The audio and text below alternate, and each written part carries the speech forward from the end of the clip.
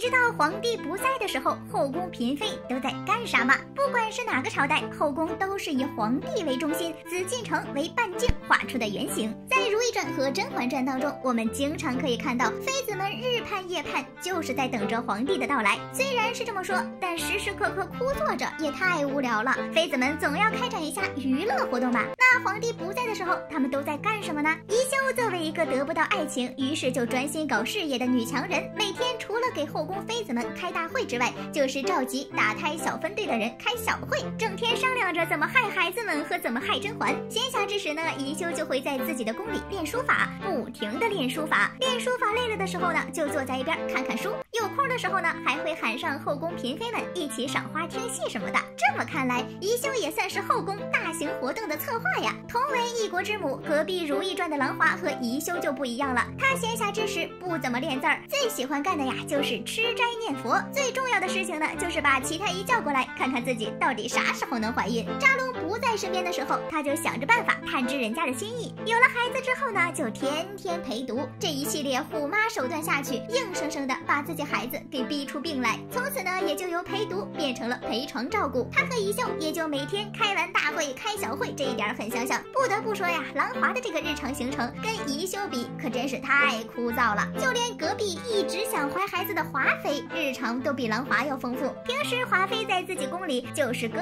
种的开狂暴骂情敌的状态，四大爷多看了一眼福子，第二天他就给人家处理掉。四大爷单独带着甄嬛去泡温泉的时候，华妃大半夜的爬起来骂情敌呀。分骡子带的时候，知道甄嬛分走一壶之后，一边化妆一边骂情敌，就连吃个西瓜他都得说两句情敌。除了开着狂躁骂情敌之外，华妃还找太医来给自己看身体，甚至在纠结自己为啥无法怀孕的时候，大口大口的造酸黄瓜，硬生生的给自己吃哕了才停下呀。华妃也不知道在几十年之后，后宫又多了一个和自己一样位分高又受宠，但就是没孩子的高熹月。海兰在高熹月宫里的时候，她还每天找人家的麻烦，天天去找兰华唠嗑，或者呢和监狱言聊天。平时没事的时候就待在自己的宫里，吃吃点心，喂喂孔雀，弹弹琵琶，顺便呢再看看双喜耍蛇，甚至还会不远万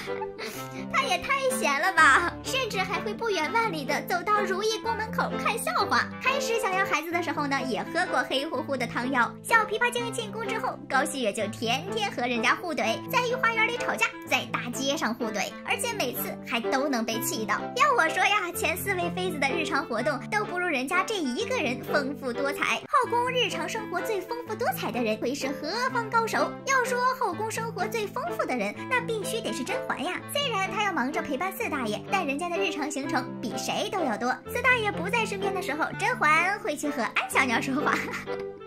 救命呀！甄嬛怎么会有这么多的话要说？甄嬛会去和安小鸟说话，去找梅姐姐说话，去找静妃说话，去找端妃说话，去找曹琴墨说话。也不知道甄嬛到底哪来的这么多话，还会找梅姐姐下棋，找静妃下棋。闲下来的时候呢，还会喊上安小鸟和自己一起绣花。甄嬛真是后宫陪聊陪玩第一人嘛，居然每天都在和不同的人聊天下棋绣花。除了聊天下棋这些之外，甄嬛还喜欢做秋千，喜欢一个人看书，晚上呢会和大伙儿一起剪纸，还会在自己屋里弹琴。在圆明园因为洗脚认识果子狸之后，还开始在后宫里各种偶遇他。生了孩子以后呢，自己亲手带过 N 多个娃，大中小号是不是自己的都能带，当代托管所名副其实。在这之外，甄嬛还喜欢染指甲，喝完下午茶再来绣个花，带着自己的小妹玉娆去御花园里赏花扑蝴蝶，甚至她还可以站在廊前逗一逗自己的鹦鹉。看来在甄嬛这里，四大爷着实是显得有些多余呀。如懿身为隔壁女主角，和甄嬛的差别就可大了。如果说甄嬛是活泼好动型，那如懿就是稳如泰山型。不管是成为皇后之前，还是成为皇后之后，都很少出去，整天就是坐在自己宫里绣花喝茶。那是得宠也绣花，失宠也绣花。冬天的时候候呢，会去御花园里赏赏梅花，平时没啥事儿，就是和海兰以及苏绿云聊天，要不就是在教导永煌和永琪，或者在冷宫里面种花洗衣服。身为如意的好朋友，海兰呢几乎每天就是2点一线，在如意所在地和自己宫里来回奔波。海兰的生活就是早上开会的时候偷吃东西，后面就是陪如意祈福，陪如意聊天，陪如意挑衣服，陪如意玩，陪如意出去遛弯，还给如意的孩子做衣服，给如意封荷包，去冷宫看如意。总之啊，海兰的世界里全部都是自己的如意姐姐，就连生下孩子之后说的第一句话都是：姐姐，我们有阿哥了。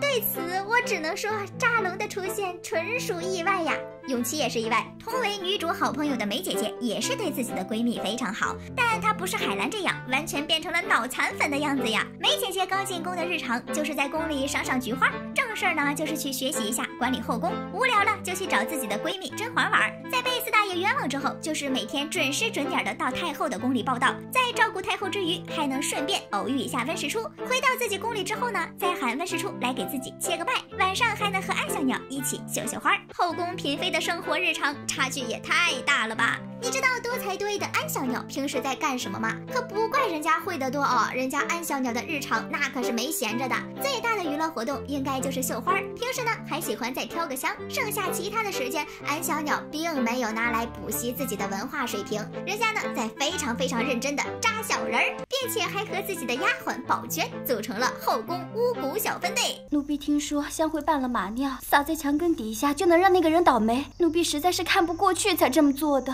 安小鸟擅长唱歌，于是呢自己就勤学苦练，失宠了也不要紧，赶紧学一学冰嬉就是了。几样技能一叠加，那年冬天直接在紫禁城出道成功。和安小鸟一样优秀的人还有魏嬿婉，她为了争宠啊，到处去抓萤火虫，不得不说这还真有当年嬛嬛那味儿了。与此同时，魏嬿婉还学会了跳舞，觉得只会跳舞不够，就又去学习了昆曲儿，甚至就连按摩魏嬿婉都有所涉猎。除此之外，魏嬿婉还在不同的地点和晋中商量对策，自己贿赂不同的人，指使春蝉为别人下毒。如意这个皇后呢，不爱开茶话会，于是魏嬿婉一个人就承包了宫里一大半的茶话会活动。不过是反派都喜欢开茶话会嘛，《如懿传》的另外一位反派金玉妍也开过不少次。金玉妍不只喜欢开茶话会，还喜欢给别人送参送黄玉，怀孕的时候呢就一直吃3杏干，没怀孕的时候呢就在宫里跳舞等扎龙来。据可靠线人苏绿云说，金玉妍那儿的舞蹈和乐器是层出不穷，实在没啥事儿可干的时候，他就到处跳玻璃剑。可怕的是每次还都能成功。有了孩子之后的金玉妍就开始天天教导他如何争夺储位，但是别管怎么说吧，起码他没有把自己的儿子搞生病，最后教出来的儿子呢其实也不算是大恶之人。人家这3位反派的生活确实是丰富多彩，差点就要以为皇帝对他们来说多余呢。可下面这3位非但不受宠，就连日常活动也是非常的枯燥。齐妃身为没宠爱的榜首，平时只会在宫里玩个小牌，教育3阿哥，顺便呢再给他量个身高。实在无聊了呀，就做做多了么牌的栗子糕和红枣汤，味道好不好说先不说，就这多了么的品牌也没有几个人敢喝。至于静妃应该就不用说了吧，她没事就喜欢趴院子里数砖，每次都顺带着检查一下自己宫里的326块砖石当中，那出现了裂纹的31块到底要不要修补。白天不能数砖的时候就到处听八卦，宫里啥事儿都是静妃第一个发现。后来有了胧月，静妃的日常才从数砖听八卦变成了照顾胧月。别以为静妃的日常已经够无聊了，实际上《如懿传》的陈婉烨更无聊，她每天的行程就是没有行程，天天待在屋里画皇上，除了开大会之外，也就去找苏丽云聊天的时候出个门。后来呢，业务增加，还开始抄扎龙的御诗了。反正除了扎龙就是扎龙啦。好啦，本期视频就到这里啦，宝宝们别忘了点赞评论哦，比心。